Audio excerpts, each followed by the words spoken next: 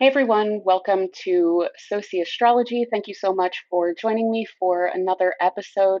Today, I wanted to delve into the upcoming Jupiter square Saturn transit that we're going to be experiencing with Jupiter in Gemini and Saturn in Pisces. There are definitely some benefits and some drawbacks to this transit. So I wanted to make sure you guys were informed so that you're able to take best advantage of it and kind of know what to expect. So yeah, if you appreciate this content, do please feel free to give it a thumbs up. I will cherish all of those. And if you would like to discuss this further, if you have any questions about it or anything, I would love to engage in the comments. Feel free. And yeah, if you like this kind of stuff, then do feel free to stick around, join our little community by hitting the subscribe button so that we can see each other in future episodes as well. And without any further introduction, let us dive into this transit.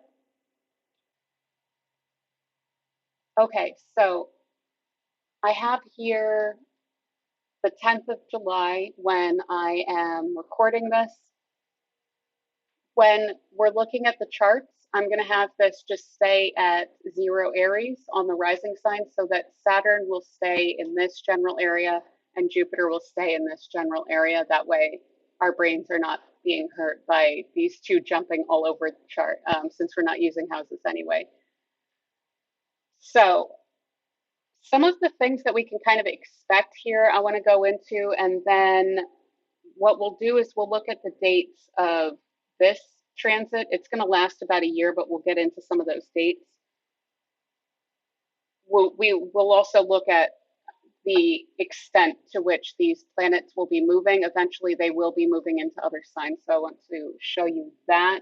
I want to go through some of my own interpretations, and then when I went back and I looked at what Reinhold Ebertin said about these two planets together in his book,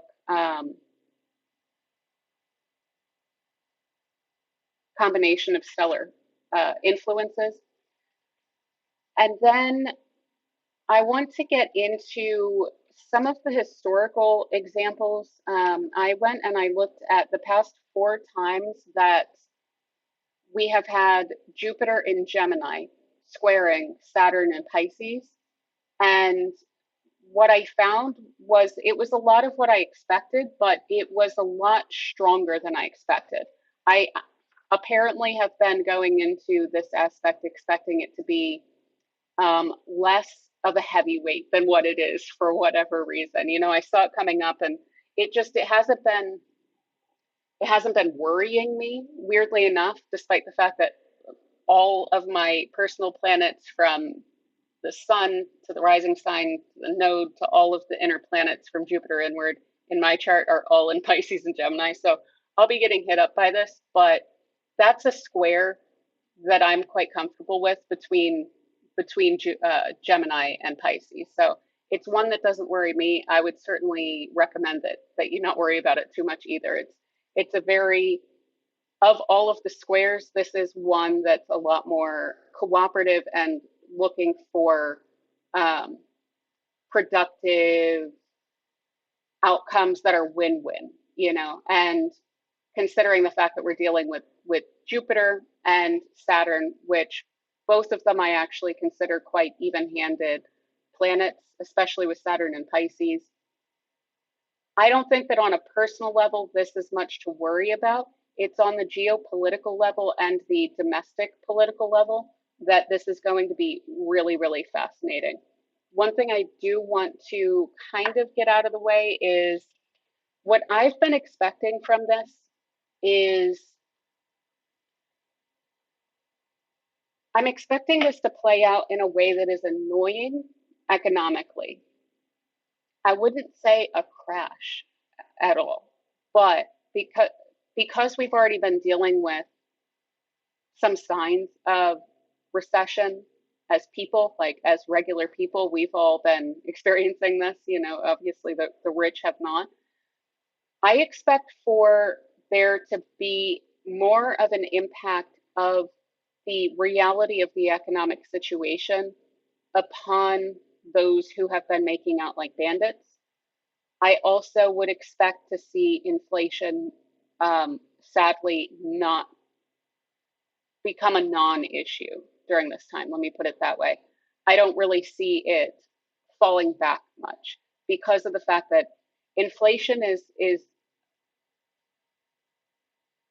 as a phenomenon, it's very Jupiter Saturn. One, it has to do with state policy. Obviously, that has a huge influence over the monetary system and what's available, what's not, what the interest rates are, and so forth. What people are investing in, how people are generally emotionally feeling, which, obviously economic markets are some of the most maddeningly emotional, aspects of our society that there are.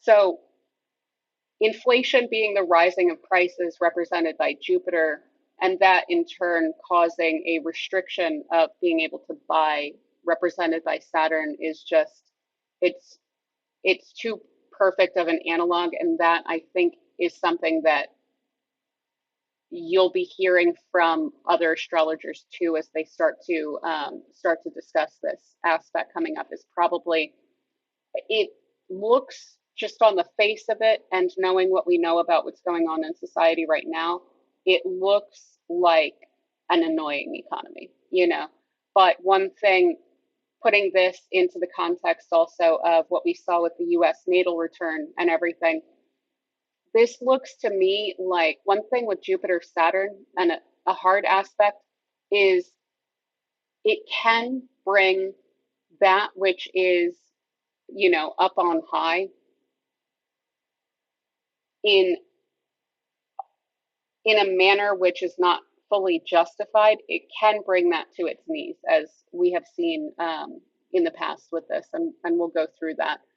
There is a lot of really interesting statecraft, rise and fall of different administrations in various countries throughout the world, borders that expand and contract, border skirmishes, that these questions of what's yours and what's mine, and then also questions of leadership come into really sharp focus. And there's a lot of changes that happen with this square within those parts of our society. So those are again, heavy hitters. I was expecting to see some movement on those matters, but I wasn't expecting to see as much of a kind of complete focus on those issues as we have had during past times of this. So we'll get into those past influences, but that's one thing that I want to emphasize off the top, is that we're going to be seeing a lot of that. My own interpretation of this is, on a personal level, some advice at least. This is something that I think will be coming up whether or not we like it, and therefore engaging with it willingly is going to be important to getting the best results out of this transit. Is a highly realistic perspective on one's life. If you are doing the steps that you need to do in order to get done what it is that you need to get done, in order to get where it is that you're trying to go, like if you're taking the steps that you're needing to with a clear goal in mind, this should actually help you with that.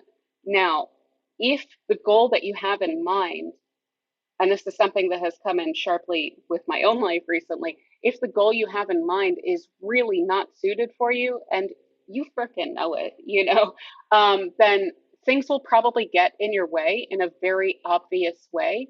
It will be made blatantly clear, it will be unavoidable to get you on the right path. One thing that I'm feeling with this is a really benefic configuration, even though it's the greater benefic and the greater malefic.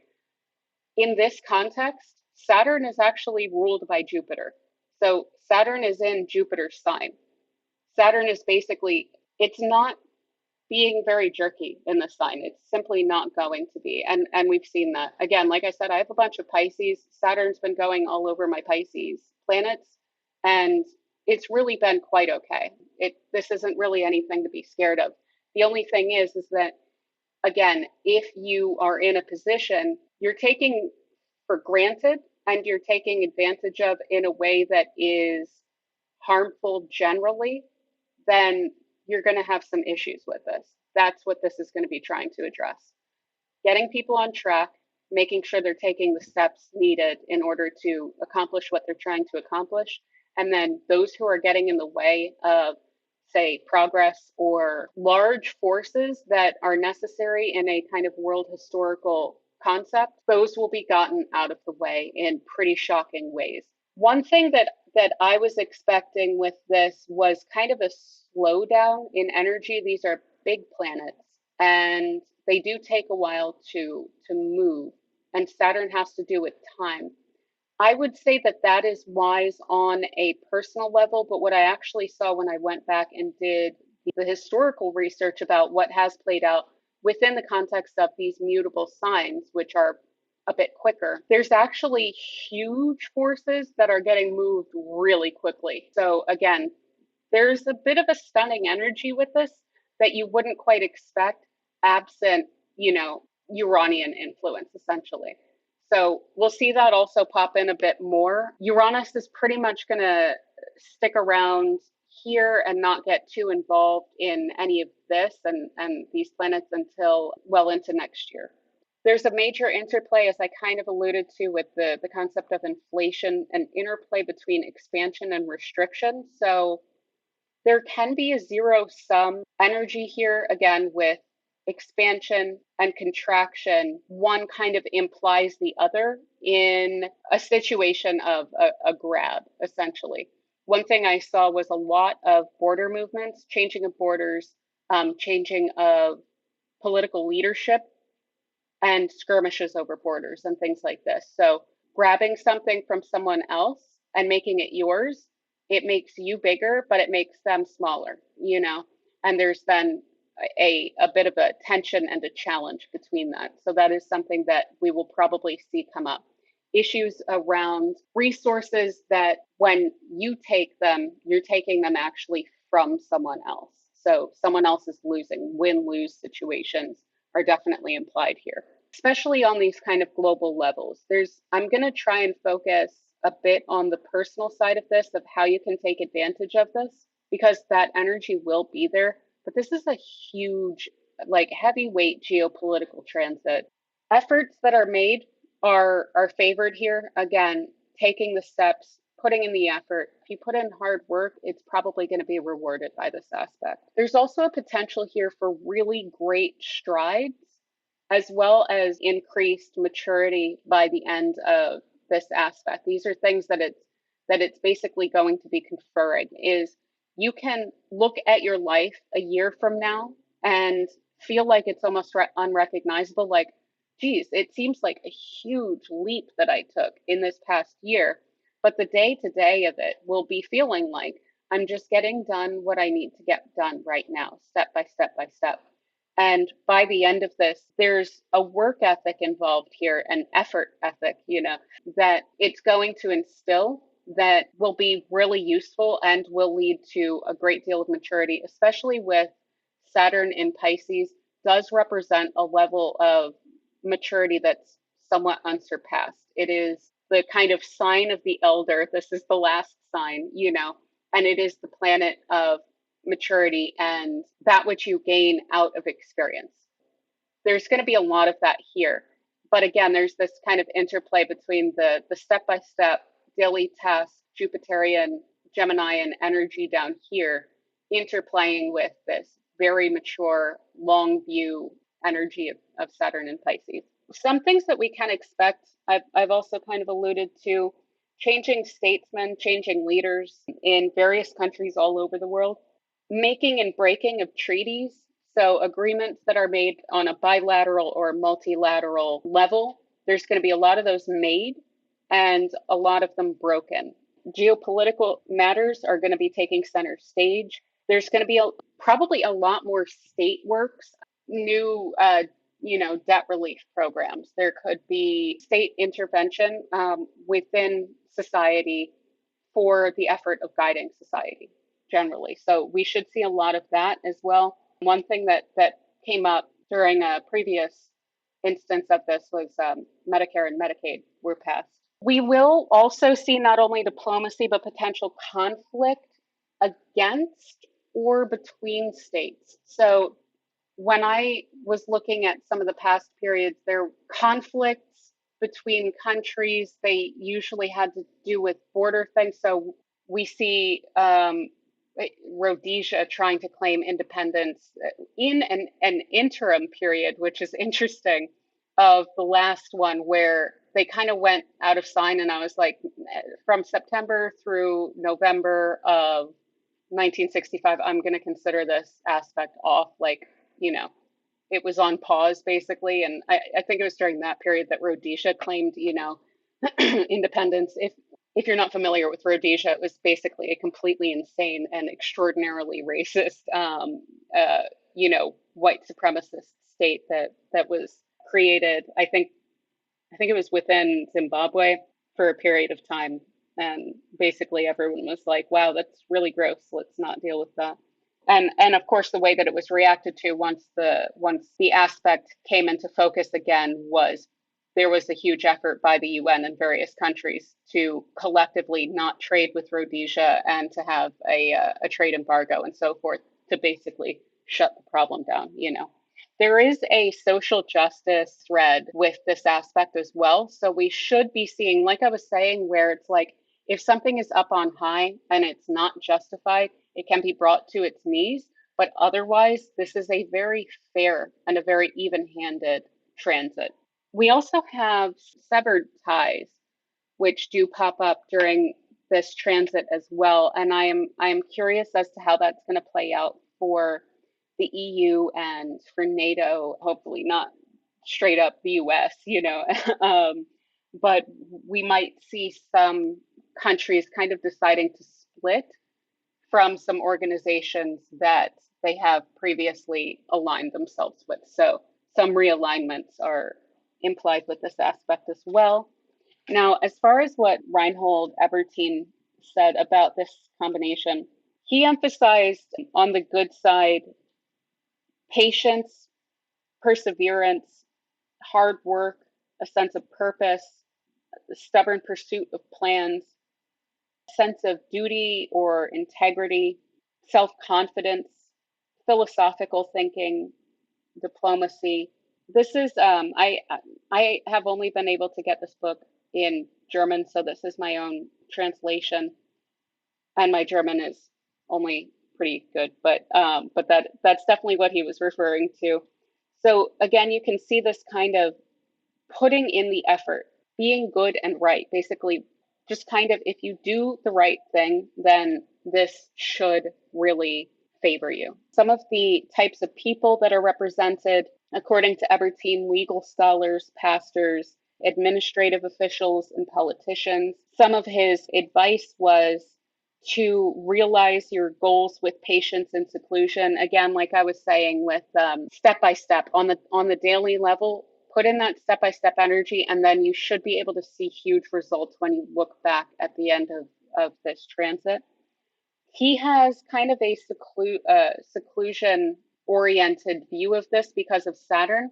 And especially because Saturn is in Pisces, I would emphasize that. What's interesting is with Jupiter and Gemini, you can get these kind of little ideas and you can work together with people pretty well, but it's going to be really important to focus on what is important and significant and true for you ultimately, and make sure that those little social interactions and the input that you're taking from other people and the cooperation that you're doing with other people toward potentially shared goals, try and make sure that all of those things are actually in alignment with your own goals.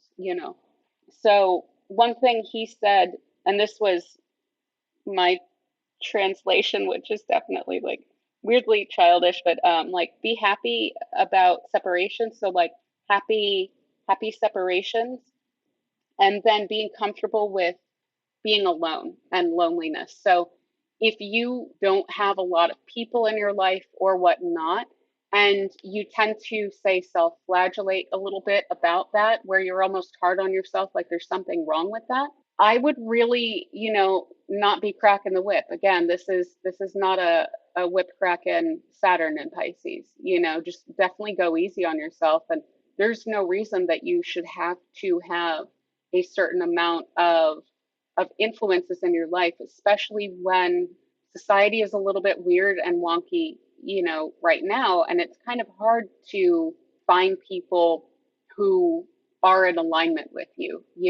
So when we do find those people, I've been enjoying those relationships a lot more recently, taking joy in the ones that are in my life, and then growing with those people in the way that we are in alignment, and then not worrying about it in the ways that we're not. So where the alignments don't meet with others, I would just not worry about it, and go your own way. um, to quote Fleetwood Mac there. So yeah, happy separations, it sounds strange, but when you think about it, it's like when someone finally splits from a company that was making them miserable that they were working with, or when someone splits from, again, a relationship that that they were not happy in and that was pulling them in the wrong direction. Things like this, where it might be bittersweet, but it's an ultimate good to separate. The separation is for the best. So those things will be coming up a lot. Those who are meant to fall away from your life will be falling away from your life here. And those who aren't, those relationships should be strengthening, because in these mutable signs, these two planets should be able to, again, grow together where you do, and then not holding a grip over where someone else is wanting to grow in different ways. So again, that comfort and loneliness, if you do feel comfortable, on your own, you should be able to really enjoy it and be really productive. You may see many life changes, changing where you live, changing employers during this time. This could also represent journeys, and they would be really significant journeys, and ones that will probably leave you more mature. There can be a pessimism with this energy. I would say there could also be a strong stoicism with this energy. It depends on, again, how you're looking at it. So, in terms of pessimism, that would be the influence of Saturn on Jupiter. But what we have this time is Saturn is in Pisces. So, Jupiter's ruling Saturn, even though Saturn is overcoming in this.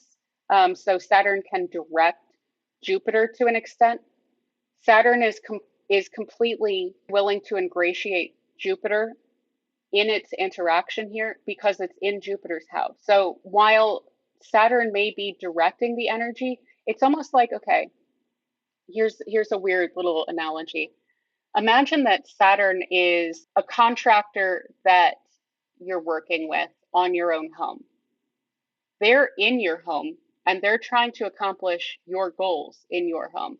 But they might tell you, hey, while we're doing work, you're going to have to use the back door, to go in and out of the house.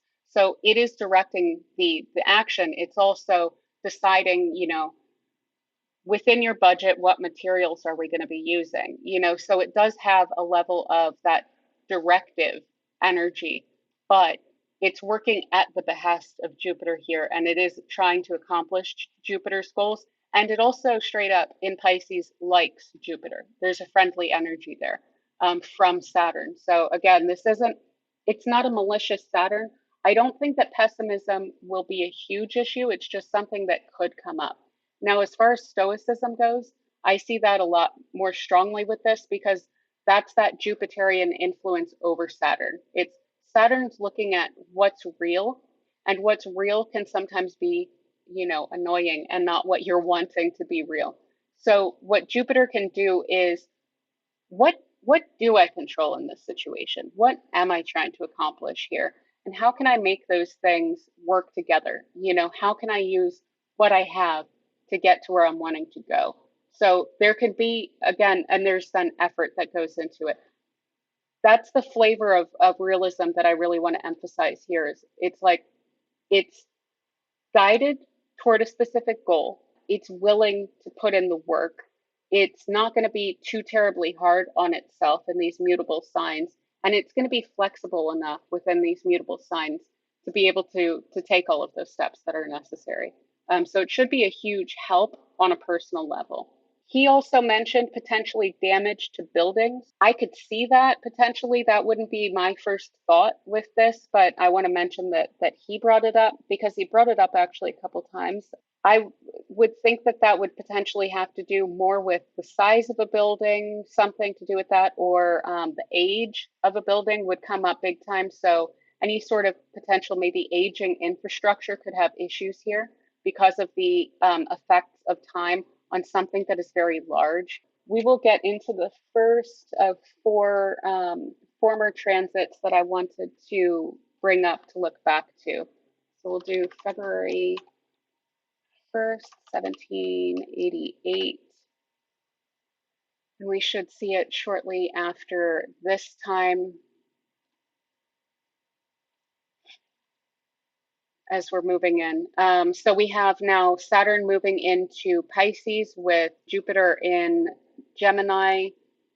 These two are, they're in a sign-based square. They actually don't perfect during this year, but they'll be in a sign-based square, I believe, until May.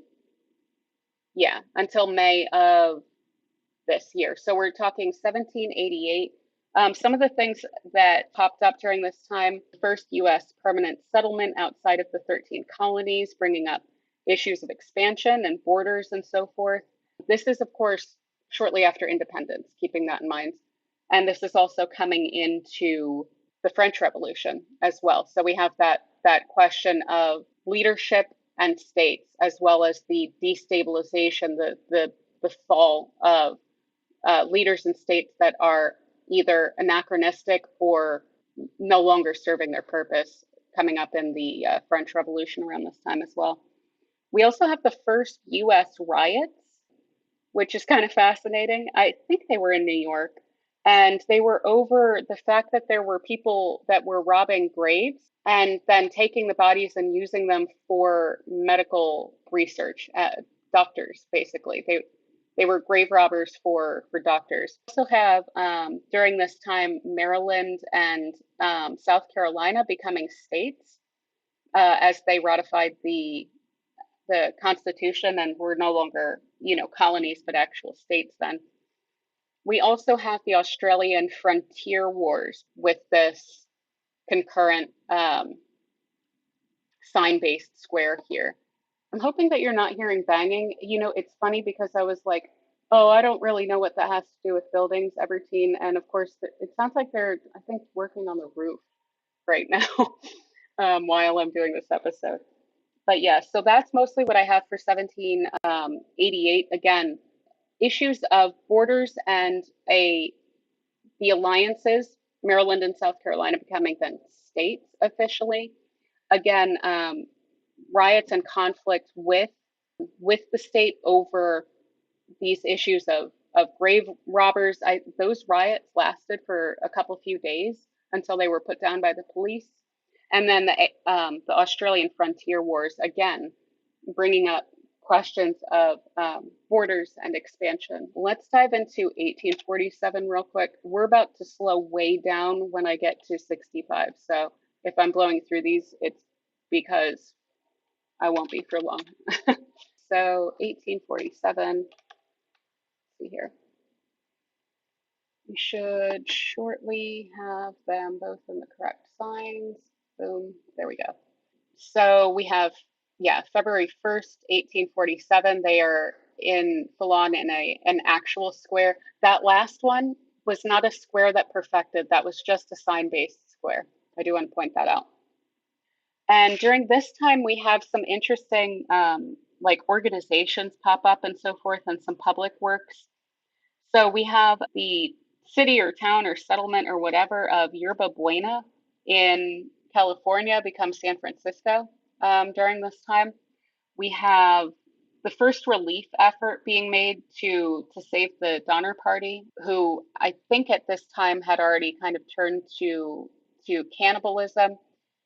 I'm wondering, actually, one of the most memorable stories that I remember hearing from my own kind of looking into the whole Donner Party and what happened there and is very much a Jupiter-Saturn kind of analogy in a disturbing and grotesque way. Was there was at least one member of the party who made it through, was saved, was brought to the home of, I think that they were saved by some native people, and they had access to the store of food, the stock of food that this person had, and they ate so much that they wound up dying from eating too much after having been starving for so long. Sorry if that's like disturbing, but that story has stuck with me, so now it's gonna have to stick with y'all.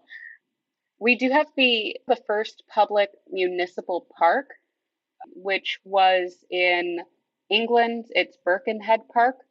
So again, that's kind of what I'm talking about with state work. States recognizing, okay, we can do a program for the good of society, and we'll actually put the effort and the work into that. And things like that popping up where it's a government funded, government backed program for people. We also had a major school, the Lawrence School, established during this time. This was a boarding school, but I think it's a little bit, it's still, I think, a boarding school, but it's a little bit more broad based than it was originally. In India, it's now one of the oldest and most prestigious schools in Asia. So again, a lot of that Jupiterian Saturnian energy of one, a school, and one that was funded by old wealth, as well as it then representing and becoming one of the oldest and most prestigious, oldest being Saturn, prestigious being, a little bit of Saturn, but also Jupiter, schools in the area. We also have pop up during this time Radley College, part of Oxford, or it's near Oxford. We also have the Architectural Association pop up at this time. The American Medical Association pops up at this time. So representing the kind of these organizations of people. So institutions like that, NGOs, things like that, are strongly represented as well by so civil society organizations basically will be represented strongly by any sort of Jupiter Saturn combination. We also do have the first Congress of the Communist League. This is where we start to see the early organizations, the early communist actual organizations popping up, where for the past 50 years or so, it's been kind of being discussed. These kind of socialist, anarchist, communist kind of ideas are being discussed earlier, but they're coalescing now into organizations and so forth. So, and of course, Karl Marx was around at the time. This is 1847, so he was a big influence over all of them. Let's jump to the next one real quick. Yes, we have Saturn, yep, and Jupiter just popped in. Okay, so we have also already, again, an actual square. It's not just a sign-based square for this one. And during this time, we had, relevant to me, living in Tulsa, Oklahoma, and also living in Muskogee Nation, which is in, it's a, all of eastern Oklahoma is not only Oklahoma, it's relatively independent of that, also all native nations. So wherever people live in eastern Oklahoma, they also live within the context and to a large extent also the jurisdiction of native nations. So Tulsa is several, but mostly Cherokee and Muskogee, and I live in the Muskogee part. So during this time, in March, the native tribal governments that were here were actually terminated at the time to make Oklahoma into a state. And there was a lot of statecraft going on between, obviously the settlers who wanted to create their own state. There were a lot of questions around native jurisdiction that were also playing out simultaneously in New Mexico and Arizona. And they were kind of wondering, what are the boundaries of the state going to be? Is the state going to include these native nations? Are those going to be then independent? How is that jurisdiction basically going to work out as we're creating states in areas that are also nations. Spoiler alert, is still an ongoing question and issue where the Oklahoma state government is often interacting with tribes that are basically federal bodies, trying to, kind of interfere with them and so forth in ways that's pretty rude. But there is a lot of questions, around jurisdiction and how that plays out. That was very significant in the formation of Oklahoma during this time. We do also have the fundamental laws, basically the Constitution for the Russian Republic, basically, that was being established. I don't know exactly how it played out, but this was when they were no longer super autocratic and basically the Tsar had all control. This was when it was becoming a bit more of a republic rather than just straight up an autocracy. We also had the largest ship. So, again, a major state effort. And of course, with Saturn being in Pisces, that's quite cute that it's a ship that was built at this time, RMS Lusitania. So, that was built during this time. And we also have another interesting social justice issue that was huge that popped up during this time with the Dreyfus affair. It had played out earlier, but Alfred Dreyfus was exonerated during this transit. So again, it's like if something's really unjust, this transit is going to do the best that it can to address it. And basically, so Alfred Dreyfus was someone who was accused by the French government of passing information to, I can't remember exactly. I think he was a lawyer or something, maybe for the state, or no, he was in the military. And he was accused of passing information to the German government by the French government that he served. And he was Jewish. And so that played probably a lot into this. At least that's what people thought at the time and ever since, when actually it was someone else who was passing information from, French government information to Germany at this time. So the person who was messing up, therefore, was getting off scot free. And then this man, primarily because he was Jewish, was basically scapegoated and was unfairly sent to a penal colony for like years. And so it was finally at this time that he was exonerated and was then able to take up his duties within the military again. And I think he served throughout World War I. So the righting of the wrong, Jupiter and Saturn, when they get together, they're going to want to right wrongs. Even if it's a square aspect, all that represents is just there's going to be a challenge involved. There's going to be some conflict involved, but it doesn't mean that there's going to be a bad result. And that's one thing I definitely want to continue to emphasize on this channel with squares and so forth. Maybe in particular this square, because again, I have all Gemini and Pisces. I live this square out all the time, and it's not a negative conflictual thing. It's just that there's so many different sides to take into consideration with these two signs and that square. Oh, also during this time, we also had women's suffrage finally in Finland, and that was the first women's suffrage passed in Europe. Probably, thinking in modern terms, going to be one of the first instances of women's suffrage at all. So let's jump to April 15th, I guess, 1965. Jupiter hasn't moved in yet, so let's scoot forward by a week. I just wrote down the general month. I should have written down the actual dates. So we have Jupiter now in Gemini, while Saturn is in Pisces. And boy, this is beautiful here. I love these mystic rectangles, and it was like all mystic rectangles during this time. I want to look into that more closely. So we are going to see this play out over the course of a while, similar to what we're going to see today. The last ones I had February to May of 1788. I had January to June of 1847. I had May to August of 1906. So we're talking half-year periods, basically, for the last three. This is the very last aspect that we've had of this, the last instance before today. And it's going to play out like ours is, where it's going to last a year. There's 3 months where it's going to be too weak for me to consider it, but basically it's lasting from this point.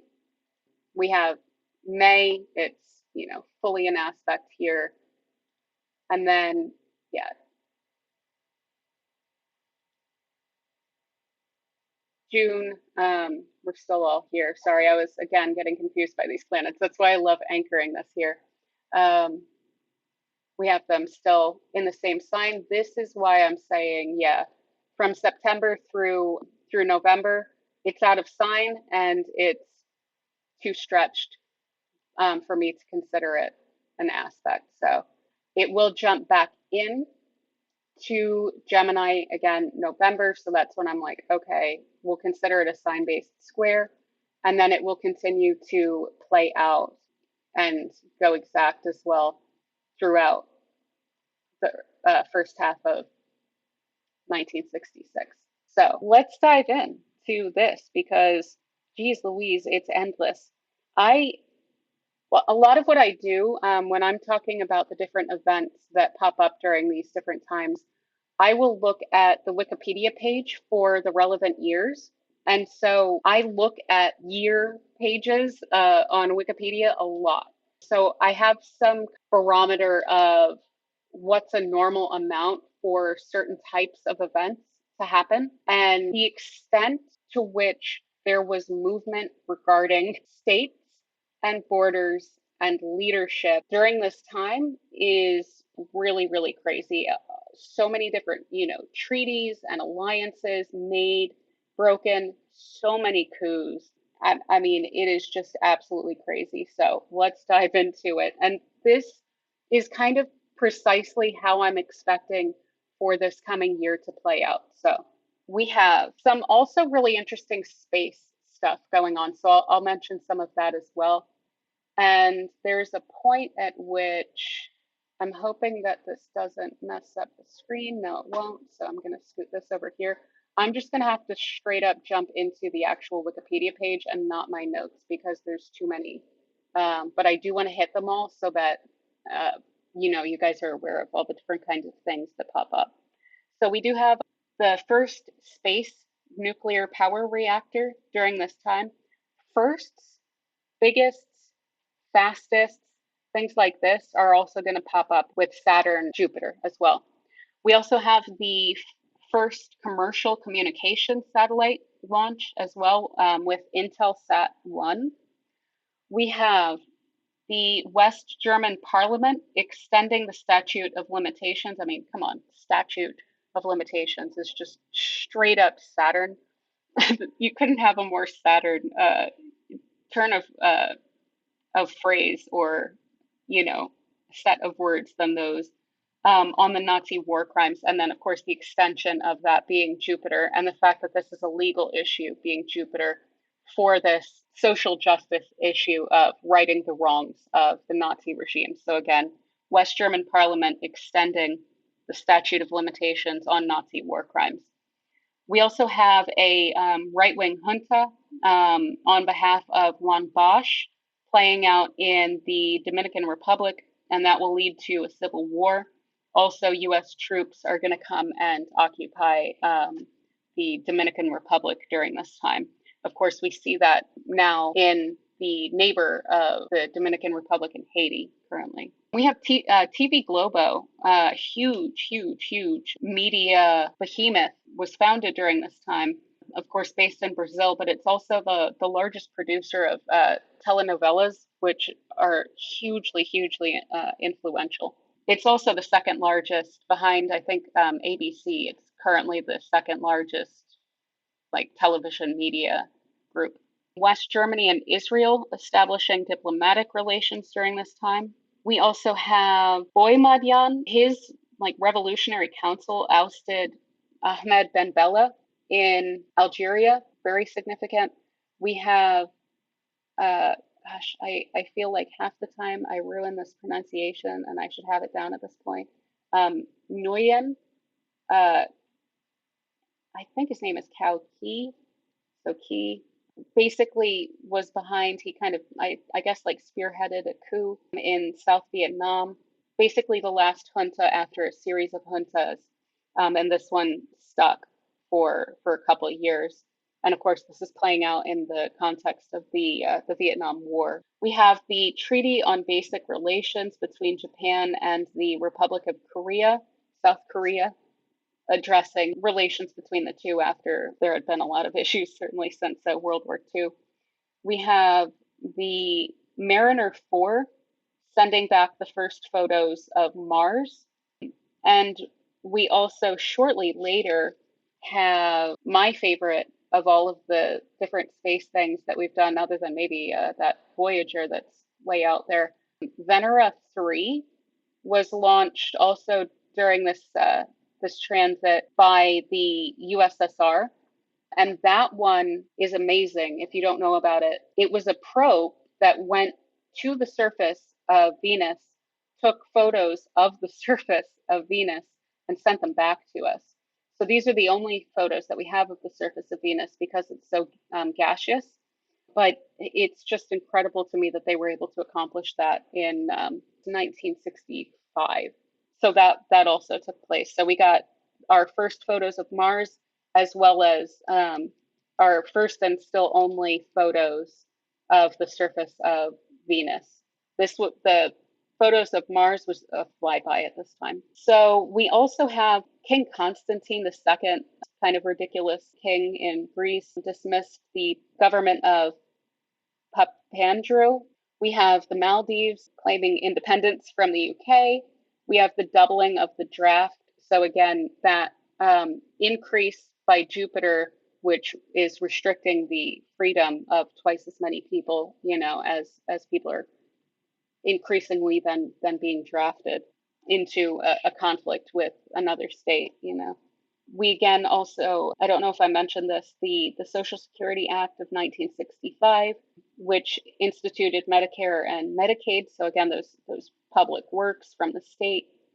We have Singapore splitting from Malaysia. So again, those separations of states. We have India and Pakistan battling over Kashmir. We have the UN Security Council recommending a halt to trade with Rhodesia by all states. We have the UN Development Program permanently established during this time. We have Mobutu declaring himself president of the Democratic Republic of Congo in a coup, as far as I remember that. We have the World Food Program arising. We have the Caribbean Free Trade Agreement arising. And at this point, I'm going to go and just look at the Wikipedia because it's ridiculous. January 1st, a coup in the Central African Republic. January 3rd, Upper Voltan coup in the Republic of Upper Volta, which is modern day Burkina Faso. January 10th, Pakistani Indian peace negotiations end successfully with the signing of the Tashkent Declaration a day before the sudden death of Indian Prime Minister Shastri. We have the conference convening in Nigeria to discuss Rhodesia. We have by just January 15th, Nigerian coup. A bloody military coup is staged in Nigeria where there were just supposed to be discussions of Rhodesia, which this one deposed the civilian government and resulted in the death of the prime minister, Balewa. By the 17th, the Nigerian coup was overturned by another faction. So we have the resignation of the Italian prime minister. We have a bunch of political prisoners being released in East Germany. We have an unmanned Soviet Luna 9 spacecraft makes the first controlled rocket-assisted landing on the moon. The Australian dollar is introduced. We have the 1966 Syrian coup. We have a coup in Ghana by February 24th. We sadly have the transition from Sukarno to Suharto in Indonesia. We also have French President de Gaulle. I'm sure I'm pronouncing that wrong. I'm sorry. He states that French troops will be taken out of NATO and that all French NATO bases and headquarters must be closed within the year. So again, these questions of alliances and things like that, I would not be surprised to see major issues with NATO pop up this year, as well as with the EU. So we also have the first docking in space from NASA spacecraft Gemini 8, fittingly named, you know. We have major demonstrations against the Vietnam War in the US. We have in the 23rd Congress of the Communist Party of the Soviet Union, we have Brezhnev demanding that the US troops leave Vietnam and announcing that Chinese-Soviet relations were not satisfactory.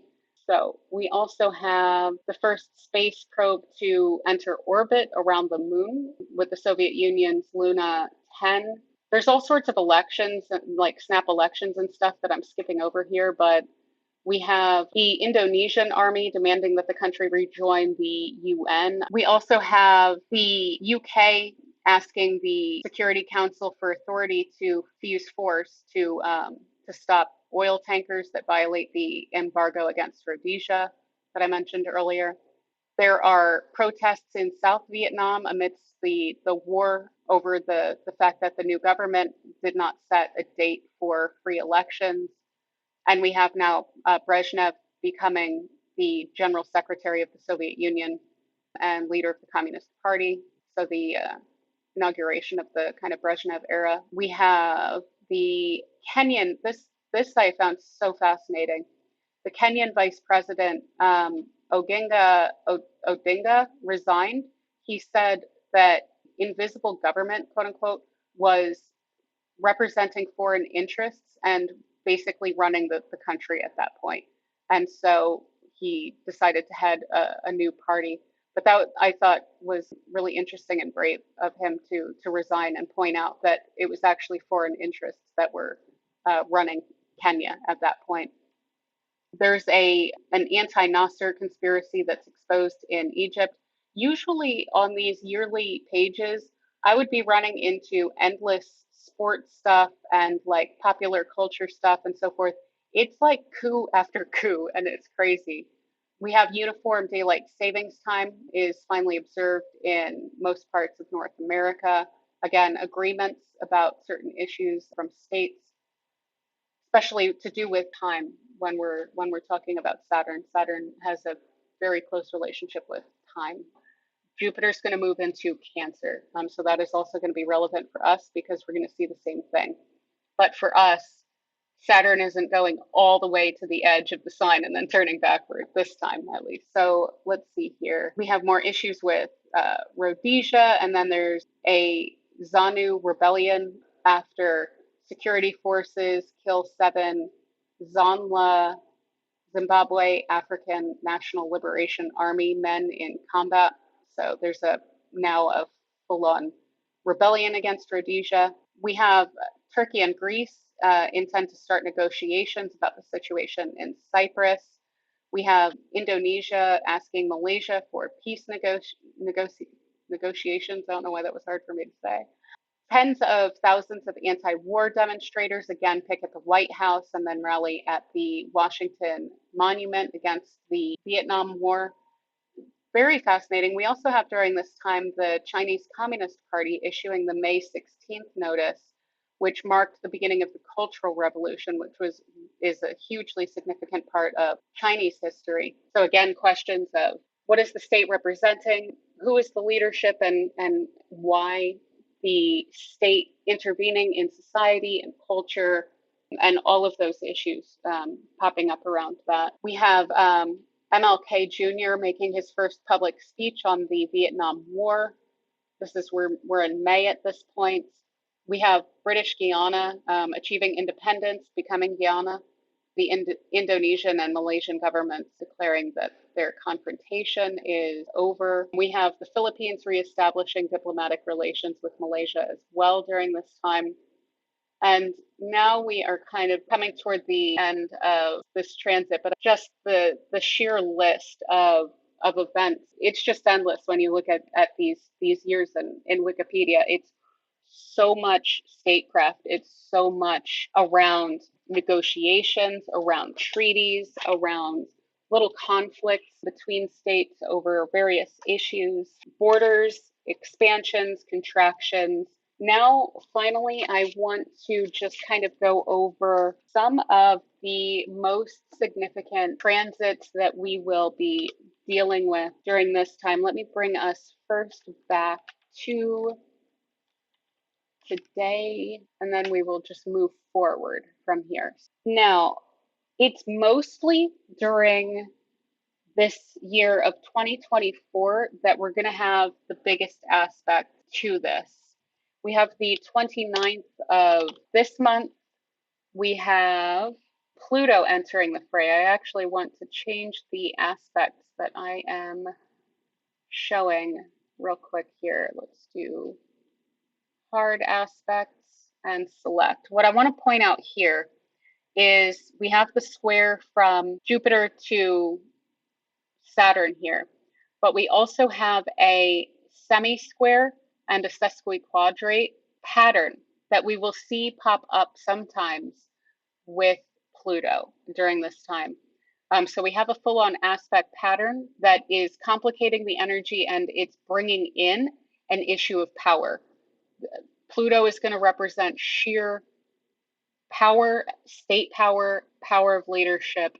All of those questions about who is in control are going to be introduced when this aspect pattern pops up, and it will a few times. So we're going to want to watch toward this time. It's going to basically be for a whole month that it is initially playing out, and I'll show you that a bit. I'll change this to, we'll jump ahead by weeks. And this aspect pattern, notice that it's holding, and it's going to hold for about a month here. And we're going to get into this in a second because that's going to make it even more complicated. So this is lasting for about a month, and then it will start to fade off. And notice how Jupiter has kind of gotten out of that pattern. Only by a couple degrees, but these are minor aspects, so I don't want to give them a lot of room. I just want to bring up that they are getting in and complicating things. Now, we are also going to have an interesting issue shortly with, we're getting planets moving into Virgo at this point, but first we're having Mars get involved, and this could make things a lot sharper. Mars it's not as interested in just, hey, let's do the right thing, and let's make sure that everyone is acting right. Mars is not always going to act right, especially when it gets into issues like a square with Saturn. So this is going to add a lot of conflict, and that conflict is going to involve this question of power. And I don't think that there's any coincidence that this particular aspect is popping up during time where we are leading up to Democratic National Convention. So again, we have these huge questions, which I certainly felt were going to be popping up. That's why I included Michelle Obama as like a potential, other than Biden, candidate in the US solar return chart, and why a lot of astrologers, including I think Rick Levine and Steve Judd, have been saying that they don't think that either Trump or Biden, or maybe one or the other, will be running. I do think that Trump's going to be running personally, but I don't think that it's going to be Biden. And so these are major questions about power plays and who's going to be leading the party, and who's therefore going to be like running for president. And we have a lot of weird, like we have this T square, like I was going to point out, we have these planets moving into Virgo now. So these are going to start creating T square aspect patterns that are additional patterns. We have this pattern where it's a closed circuit, basically, when I refer to a pattern. A T square is a planet opposite to another planet, and then both of them square to a third, or in this case, a fourth planet as well. And we have a few of those during this time. So this one's with the moon, so this will be transitory, but I mean, watch out for August 12th, because we have a lot of different weird energy playing out here. We have this T square where our values are coming into sharp focus with regard to all of this. We have Venus coming into conflict, not only with as representing values, as well as a lot of communication is now has actually entered the fray, is going to kind of chill out actually, because this is retrograde. Now, when we're dealing with issues of social justice, this I would say could sharpen that quite a bit. So I think there's going to be a lot of questions around where does the party get off choosing however they're going to be choosing the new leader? Where do they get off doing it that way? Because this isn't going to be the normal democratic process that's playing out this year. Maybe questions around even removing Biden in the first place, even though people want him removed. Questions around that, questions around the procedure and everything like that. And does the procedure match our values? So I see questions like that coming up, as well as the values of whoever is being put forth. I see them really getting vetted here. The Democratic National Convention is not going to be an easy thing. And I do see some potential for blow-ups and arguments and major disagreements with Mars entering the fray during this time as well. And especially with that Mars being square to Saturn, this is a square that you don't really want to deal with, In September, we have the sun, and after Mercury stops going retrograde, it will also be joining the mix as it comes into alignment with these planets as well. Let's go forward a little bit more. So we have a full T square here as well around early mid-September with the sun. And this is going to bring in a lot of questions of, identity again. We still have this configuration now actually with Jupiter, Saturn, Pluto to the sun, and it's completely enclosed. They're all interacting with each other here.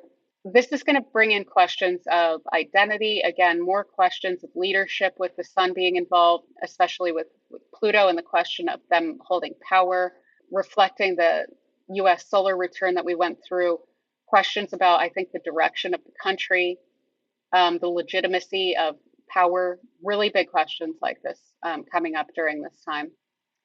So let's see, September, October, we have Venus will be moving into Sagittarius first. So yeah, October, Venus moves into Sagittarius, and what it'll do is create another T square, but with the opposition, instead of being between Saturn and Venus square to Jupiter, we now have Venus forming that square with Jupiter, and then they are both taking on Saturn. So there's a real issue that is being focused on restriction, on constriction here. That is becoming unacceptable during this time. There's so much going on here with these hard aspects. It's crazy. We still have a configuration then with Pluto from Saturn, and that one's now reaching out to Venus here. So these are all involved. Again, a lot of questions of the legitimacy of power, whether, anything really that's going on during this time is in alignment with our values. What we do also see during this time now is as Jupiter was moving toward this later degree, it's now moving into the 20s of degree. We have a square now popping up with Neptune. So this is going to potentially create major issues of there's going to be big lies, like big lies going around, a lot of big delusion. I mean, this is unbelievably muddy waters. These are waters that you cannot make clear. There's so much confusion going on during this time with Neptune entering the fray.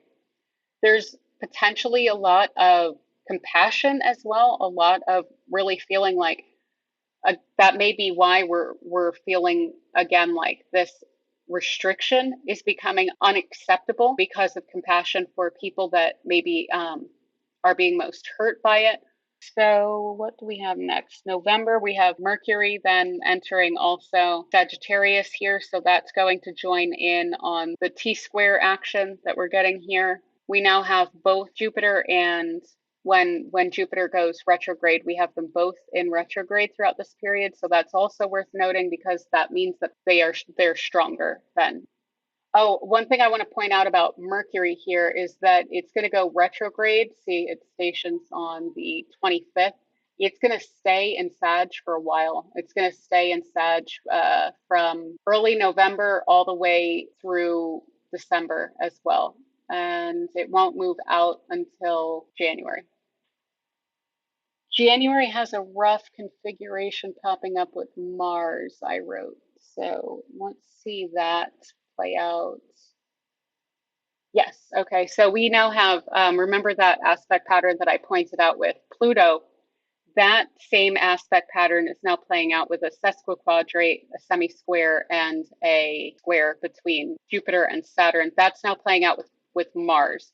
So this is, and we have that also with a configuration to Pluto. So this is potential violence. I mean, literally, I don't mean to have this on January 6th, but I mean, I'll just say I'm not trying to predict this, but what I would expect during this time after the election and everything is that there's going to be a major disagreement, regardless of how it goes, with how it went. And there may definitely be violence that pops up with regard to that. I mean, we've seen that the past two elections. So that's how it goes.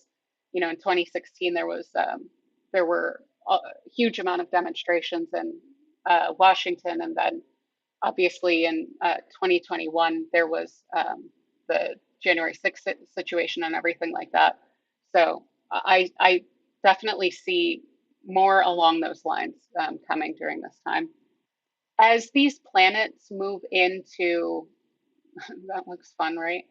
Um, as these planets also move into Aquarius, they will also be joining in on this semi-square to Saturn aspect as well.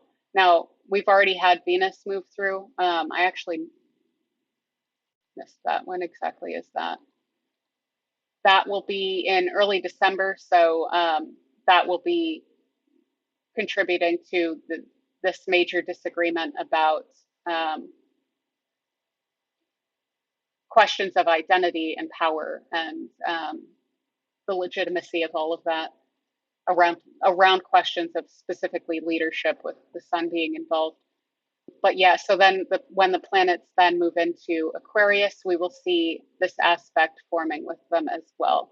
Now, that is most of the roughest part of this, but there is kind of a bit of a light at the end of the tunnel on the other side of it. So I'll show you a bit of let me pull up standard aspects and show you a little bit more of the energy that we're seeing there, where we're starting to get more sextiles as the planets move into Pisces and so forth. And then these are going to be on the Pisces side. So does it increase the amount of squares to Jupiter? Sure. But all of those planets are ruled by Jupiter, you know, so they're not going to be really messing with Jupiter too much. They're just going to be kind of emphasizing the aspects of this that Saturn is bringing to the table of questions of time and legitimacy and whether effort is being made in the correct directions and so forth. It can bring a lot of that into the mix there. I also want to carry this forward a bit. I will show you how the aspect actually falls out and loosens up. So again, yeah, we have Pisces energy, and then we have the Aries energy coming in here, quite pleasant. This should be an interesting, surprising time. We do have some, I think a little bit earlier, we have some eclipses popping up. Venus is going to stay there for a while. That's nice. That I didn't notice, but Venus is going to stay with Saturn for quite a while there, because that one moved in there pretty early, right? So it jumps into Aries and then it comes back. So that's nice. to have Venus in the mix. That's, I think, really going to be quite beautiful, because then we just have exalted Venus in Gemini and Saturn, or I'm sorry, exalted Venus in Pisces with Saturn in Pisces, both ruled by Jupiter and with reception by this square. This should be a pretty decent time. April should be pretty okay. We do have, although now Mars is coming into an opposition. I can't help but point this out. It's not relevant to what we're necessarily talking about, but boy, this is going to be something we will be talking about as it's getting closer. Mars coming into opposition with Pluto here. So yeah, we see that they're getting really late in the sign and they're about to jump forward. Yeah, here we go. So we have Saturn taking the dive into Aries. I think it's actually on May 25th that it jumps in. So we're going to get a different flavor. We have a lot less of that compassionate, let's not crack the whip energy, straight into crack the whip energy of Saturn and Aries here. But fortunately, other than this square, during this time, we have a lot of pretty nice energy. But Saturn's going to be in Aries for a couple of years. So now we have Jupiter well into Cancer now. So this is now a cardinal square. This will be playing out quite differently. I see this as a lot more guarded, a lot more defensive, a lot more aggressive, a lot more focused on how things are going for you and your family in particular, and not so much questions of social justice and so forth. This is going to be more questions of how is the status quo serving me, how is it not, and how am I feeling about that, and what am I going to do about how I'm feeling about that. It's a lot more individual. I think they pretty much just, separate at this point, because then Saturn is going to go retrograde a bit, but Jupiter is going to carry on. And we might see, Saturn pop back into Pisces here for a little bit, and they are out of sign at this point. So it's August is when it falls out. I think it's going to be productive. I think that this is going to be really constructive, but there's going to be times where it's going to be pretty rough. And those times are going to be really centered around the rest of this year. And keep in mind that this isn't in and of itself a harsh transit, but it's dealing with so many different energies. Like when I just kind of gave up writing down all of the different things that came up in 65, it's probably going to be like that, where it's just issue after issue after issue after issue, and they're all having to be dealt with. It's going to be a lot, but it won't necessarily be all bad. Some of it will be pretty rough. I think that the US is going to have to mature a lot in this whole situation, and we're going to have to learn to get along with each other. Otherwise, things are going to go pretty wonky. It's already pretty weird, but if we don't learn from this how to get along with each other, then we're going to have to sort our own issues out a different way, I hate to say. So that is our Jupiter square Saturn transit for this year. I think it's going to be quite interesting. It might be kind of helpful, but also a little bit of a wet blanket. So if you enjoy this content, again, please feel free to subscribe. I would love to have you around. And other than that, I will see you in a future episode. Bye.